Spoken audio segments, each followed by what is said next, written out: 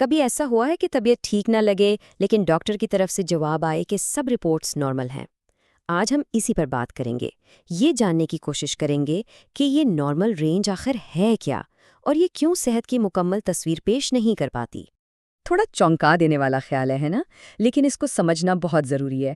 یہ جو بات ہے نا کہ نارمل کا مطلب ہمیشہ صحت مند نہیں ہوتا، یہی ہماری آج کی پوری گفتگو کا مرکز ہے۔ آئیے اس کی گہرائی میں اترتے ہیں۔ تو پھر سوال یہ اٹھتا ہے کہ نارمل کا اصل مطلب ہے کیا؟ کیا اس کا مطلب صرف یہ ہے کہ کوئی بیماری نہیں ہے یا پھر اس کے پیچھے کوئی اور کہانی ہے؟ چلیں اسی سوال کا جواب ڈھونڈتے ہیں۔ اچھا، تو سب سے پہلے یہ دیکھتے ہیں کہ نارمل کا مطلب صحت مند کیوں نہیں ہے۔ ہم سمجھیں گے کہ لیب ٹیسٹوں میں اس نارمل کی تعریف کی کیسے جاتی ہے اور یہ ہمیں کیسے غلط راستے پر ڈال سکتی ہے۔ دیکھیں، یہ جو نارمل رینج ہے نا، یہ اصل میں صرف ایک اوسط یعنی ایوریج ہے۔ اس کو ایک بیل کرو کی طرح سمجھیں۔ لیبس کیا کرتی ہیں کہ سب سے کم اور سب سے زیادہ نتائج کو نکال دیتی ہیں اور جو بیچ کا حصہ بچتا ہے اسے نارمل کہہ دیا جاتا ہے۔ اب مسئلہ کہاں ہے؟ مسئلہ یہ ہے کہ آج کل آبادی کا ایک بڑا حصہ میٹابولک طور پر بیمار ہے، یعنی ان کے جسم توانائی کو ٹھیک سے استعمال نہیں کر پا رہے۔ تو اس کا مطلب یہ ہوا کہ جو اوسط شخص ہے ضروری نہیں کہ وہ صحت مند بھی ہو۔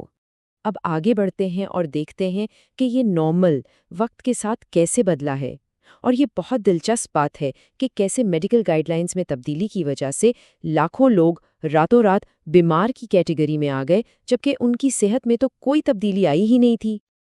یہاں دیکھیں، 1997 میں ذیابیطس یعنی ڈائبٹیز کے لیے جو فاسٹنگ گلوکوز کی حد تھی اسے 140 سے کم کر کے 126 کر دیا گیا، اور نتیجہ ایک دم سے 14 لاکھ نئے لوگ ذیابیطس کے مریض بن گئے۔ پھر یہی کہانی 2003 میں دہرائی گئی پری ڈائبٹیز کے لیے، اور اس بار 41 ملین لوگ متاثر ہوئے۔ تو اس سے کیا پتہ چلتا ہے؟ یہی کہ نارمل کوئی پکی سچائی نہیں بلکہ ایک بدلتا ہوا ٹارگٹ ہے۔ اچھا، اب ایک اور مثال لیتے ہیں، وائٹامن ڈی کی۔ جو سرکاری طور پر تجویز کی گئی مقدار ہے نا، وہ ہے 600 انٹرنیشنل یونٹس یعنی IU، اور یہ مقدار صرف اس لیے طے کی گئی تھی تاکہ رکٹس جیسی بیماریوں سے بچا جا سکے۔ لیکن ذرائع کا کہنا ہے کہ اصل حساب میں ایک غلطی تھی، اور رکٹس سے بچنے کے لیے دراصل روزانہ تقریباً 8900 IU کی ضرورت ہے۔ اب یہ تو بہت ہی بڑا فرق ہے، اور یہ ایک اور مثال ہے اس بات کی کہ کیسے سرکاری نارمل لیولز کا مطلب بہترین صحت نہیں ہوتا۔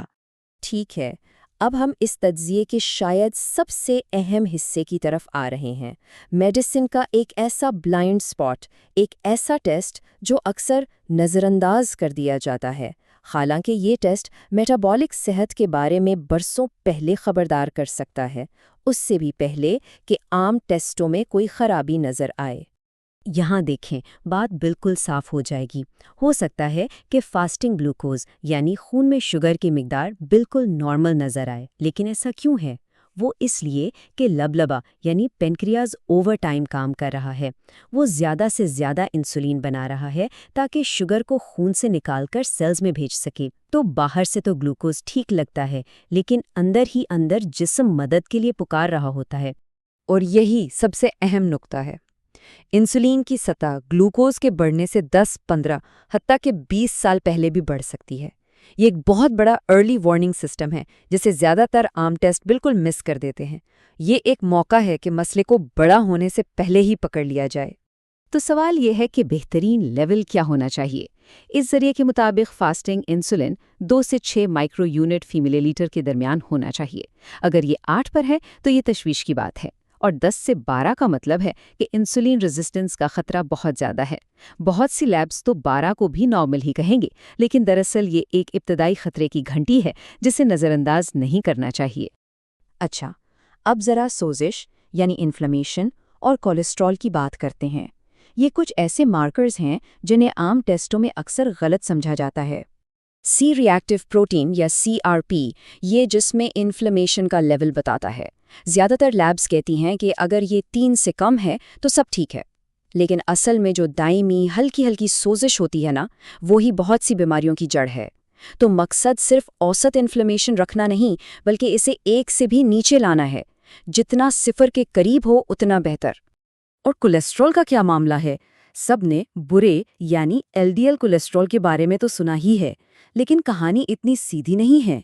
بات صرف ٹوٹل نمبر کی نہیں، بلکہ LDL کے ذرات کس قسم کے ہیں یہ زیادہ اہم ہے۔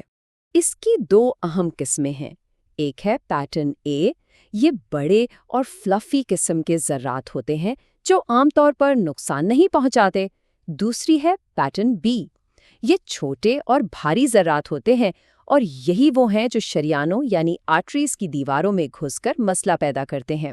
ایک عام ٹیسٹ ان دونوں میں فرق نہیں بتا سکتا۔ اس کے لیے ایک خاص ٹیسٹ جسے NMR پروفائل کہتے ہیں کروانا پڑتا ہے۔ آخر میں جلدی سے کچھ اور چیزوں پر بھی نظر ڈالتے ہیں جہاں عام بلڈ ٹیسٹ پوری تصویر نہیں دکھاتے۔ جیسے کہ منرلز کی بات کریں، میگنیزیم یا پوٹاشیم، بلڈ ٹیسٹ یہاں دھوکہ دے سکتے ہیں۔ کیوں؟ کیونکہ جسم کے صرف 1 یا 2% منرلز خون میں ہوتے ہیں، باقی سب تو سیلز کے اندر ہوتے ہیں۔ اسی طرح عام وائٹامن B12 ٹیسٹ اس کی ایکٹیو اور ان ایکٹیو فارمز میں فرق نہیں کر پاتا، اور کورٹیسول، اس کا ایک ٹیسٹ کافی نہیں کیونکہ اس کا لیول تو پورے دن میں اوپر نیچے ہوتا رہتا ہے۔ تو حاصل کلام کیا ہے؟ یہی کہ مقصد صرف ایک بیمار ہوتی ہوئی آبادی میں ایوریج یا نارمل ہونا نہیں ہے، اصل مقصد بہترین یعنی آپٹیمل صحت حاصل کرنا ہے۔ تو اس پوری گفتگو سے ہمیں کیا سیکھنے کو ملتا ہے؟ پہلی بات، ہمیشہ یہ سوال کریں کہ نارمل کا اصل مطلب کیا ہے۔ دوسری، فاسٹنگ انسولین جیسی ابتدائی علامات پر نظر رکھیں۔ تیسری، ضرورت پڑنے پر گہرائی میں جانے کے لیے خاص ٹیسٹ کروانے سے نہ ہچکچائیں۔